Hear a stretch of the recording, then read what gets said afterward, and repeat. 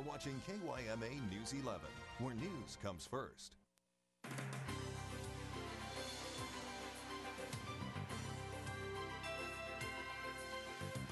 The candidate running for governor and Pinal County sheriffs held a border town hall meeting. We'll have the details. Plus, there's a new chief in town, in Welton that is. Find out what he plans to do for his community. And an Arizona execution is raising questions about the death penalty. Today is Friday, July 25th, and Sunrise starts right now. Live from KYMA Studios, this is News 11 Sunrise, your #1 source for news in the Desert Southwest. Good morning, Desert Southwest. Thanks for joining us today. Joey has the morning off, and we're actually just going to go ahead and start right outside. If you had a chance to go out today, you may notice that it is a little breezy outside. Sorry, that was a sneak peek of the 8-day forecast for both Yuma and El Centro, if you looked at that fast enough. But right now in Yuma, we have 91 degrees, 94 degrees in Blythe, and 89 for El Centro. Local radar and satellite, there were also a few sprinkles overnight. Thursday, a Republican candidate for governor and Pinal County's sheriff held a border security town hall meeting at the Yuma County Library. Christine Jones, who is running for Arizona governor, discussed her detailed border security plan and took questions from the audience about this critically important issue of how to secure our borders. Jones' plan calls for 3 main components, which would be 1,200 troops at the border, technology to monitor who's coming and going, and building a fence in a few strategic areas. We don't need the Great Wall of Mexico, but we do need to have a fence to stop some known highly trafficked, particularly drug and smuggling routes, to help the local officers, sheriff's departments, DPS, and that sort of thing, to have a shot at arresting and incarcerating people who are breaking state laws. Well, Jones will be up against several other Republican candidates in Arizona's primary election next month. And Thursday, Brawley police were on the lookout for a gunman who killed a Brawley man. Officers responded to a report of gunshots Wednesday at 5:30 in the evening in the area of the 600D Street. That's where 26-year-old Matthew Bryan was found with a gunshot wound and taken to Pioneer Memorial Hospital. He later died from his injuries. Anyone with information about this case should call Brawley Police at 760-351-7777. An Arizona execution is raising questions Thursday about the death penalty and the lethal drugs used. Convicted murderer Joseph Wood was pronounced dead nearly 2 hours after he was given a new combination of drugs intravenously. Now, witnesses say for over an hour he was gasping for air and snorting before he finally died. As a result, Arizona's governor ordered a full review of execution and protocol. After an autopsy was completed, the director of the Arizona Department of Corrections said there was no evidence to date to suggest the execution was botched.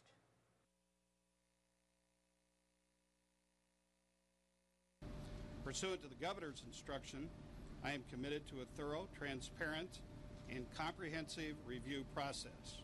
We will ensure all the facts are gathered and that fact-based conclusions are reached regarding the length of time it took for the execution to be lawfully completed. I have also been advised by the Arizona Attorney General that his office will not seek any warrants of execution prior to the completion of the review of this matter. The results of the medical examiner's toxicology report are still. They're on the hunt for an inmate that escaped from the Arizona jail. 28-year-old Wade Dickinson fled on foot from the Camp Verde Detention Center earlier this month. Now the U.S. Marshals are assisting in the search. Federal agents are working with local officials to find the inmate on the run. Officials say that Dickinson scaled a wall in the jail's recreation yard. Then he separated overhead and security fencing to get to the roof and climbed out. Dickinson was sentenced to nearly 25 years in prison for fraud, drugs, and possession of a firearm. A Hopeville woman is in the hospital Thursday with serious injuries. California Highway Patrol says the 25-year-old woman was driving a 2006 Toyota Sienna van going west on East Evan Hughes Highway. An investigation revealed the van went into the dirt center median and the woman lost control, flipping it many times before it came to a rest on its wheels. Emergency crews had to use the jaws of life to get the woman out of the van. She suffered major head trauma and was flown to Desert Regional Medical Center. And there's a new chief in town. Donnie Jones has taken the position of police chief in Welton after the town went years without one. News 11's Molly Lang, who's here next to me, she talked with Jones about how he plans on handling his new role. After years without a police chief, Welton welcomes Donnie Jones to the position. It's a little different than most chief jobs in that in a small agency, you can't do the traditional chief job. You also do a little of the patrol, the investigations, the administration, the evidence, anything that needs done, you have a hand in it. Jones is eager to improve the relationship between his law enforcement agency and the elected officials he answers to. Primary goal, we have to work together. If there is infighting within the government structure, nothing gets done. Property crime is the biggest issue he faces. Jones plans on tackling the problem by incorporating neighborhood watches throughout the town. From Marine Corps to copper mining, his path eventually led to joining the police force 24 years ago. I found I had a knack for doing it. I find it fulfilling and I really enjoy it. Jones was previously the police chief in St. John's in Apache County. He feels very welcome in his new home and is enjoying it so far. The community as a whole is very supportive. Anytime I'm out in the community, anywhere, I'll be approached by someone asking if I am the new chief. Jones is currently awaiting recertification from the Arizona Peace Officer Standards and Training Board. He says he believes in training and encourages the 6 officers under his command to undergo constant training as well. And Yuma Regional Medical Center held a luncheon celebration for the grand opening of the new Yuma Regional Medical Cancer Center. Here's more about the news facility. Heather Yako has more in this Healthline 11 report. Providing comprehensive cancer care for the Yuma County and surrounding areas. Now, for more information, you can visit yumaregional.org/cancercare. And coming up in Sunrise Sports, the LA Lakers make their second acquisition in many weeks.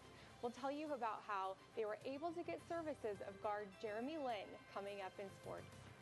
And as we take a look outside, it looks fairly clear out, but there are wind gusts popping in and out for the day. So we'll tell you more about that coming up in your full weather. Stay with us.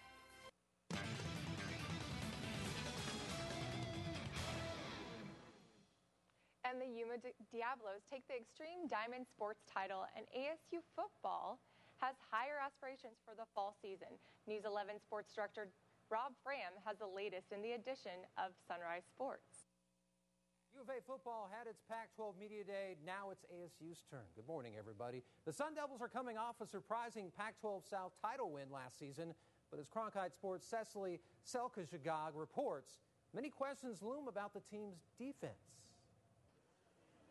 Pac-12 Media Day concluded this afternoon at Paramount Studios in Hollywood, where Arizona State coach Todd Graham gave a preview for this season.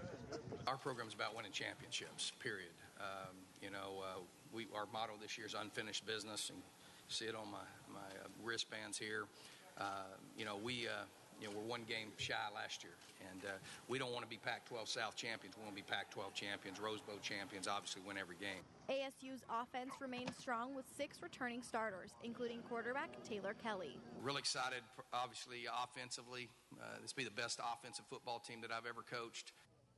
But their defense will remain questionable due to the loss of 9 defensive starters. However, Coach Graham does not seem to be worried. At Arizona State, we're going to play defense, and I've got a lot of confidence in the speed and the guys that we have coming back, and looking forward to this season. Sunrise Sports, and guys, as I toss it back to you, asked you about U of A football yesterday. What do you think about ASU football and their chances of having a successful season? Thanks, Rob. I think ASU will probably do pretty good because their quarterback's name is Taylor Kelly? Yep. Taylor Kelly. Why wouldn't I go for Taylor Kelly? I mean, it's just a flip on my name. It's my alumni, so Go Sun Devils. All right. Well, coming up next after the break, we have more research that researchers are actually doing, and they're taking a major step forward in the fight against HIV and AIDS. We'll give you all the details you need to know after this. Watch the evening edition at 6, followed by Wheel of Fortune at 6:30 right here on KYMA News 11. This is News 11 Sunrise, your #1 source for news in the desert Southwest. Well, good morning, everyone. It's now 24 after the hour, and today researchers announced a major step forward in the battle against AIDS and the HIV virus. And Temple doctors say that they were able to successfully eliminate the HIV virus from cultured human cells for the first time. Doug Chamel has the story. All right, well, coming up next on Sunrise, we'll have the latest on the MH17 plane, the Malaysian airliner that was shot down last week. We'll have the latest on that.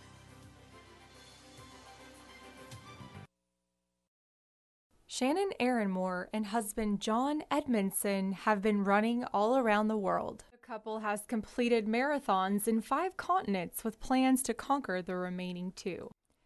But how did it all begin? So my wife went up and she met a little old lady handing out flyers for international marathons. This one happened to be for the Great Wall of China. Their marathon love has taken them to North and South America, Asia, Antarctica, and Europe. Our goal was never really to run all 7 continents. We just met all these people that have, and we enjoyed doing the races that we participated in. We thought, okay, go big or go home, and we did it. We survived it, and all of a sudden we thought, oh, maybe we'll do another one. We did China first, and then Chicago, and then Antarctica, Chile, then Antarctica, and then recently the spring Paris. And so we're hoping next February, March is going to be Mount Kilimanjaro. Navigating 8,000 steps at the Great Wall of China was definitely tough, but completing back-to-back marathons in Punta Arenas and Antarctica was even harder. So we did both marathons within 18 hours of each other. I don't recommend that because we had never done an ultra. We had never done anything like that before, but it's once-in-a-lifetime deal. Aaronmore says that we start together and finish together. Either way, this is an adventure we have chosen to take on as a couple. Molly Lang, News 11.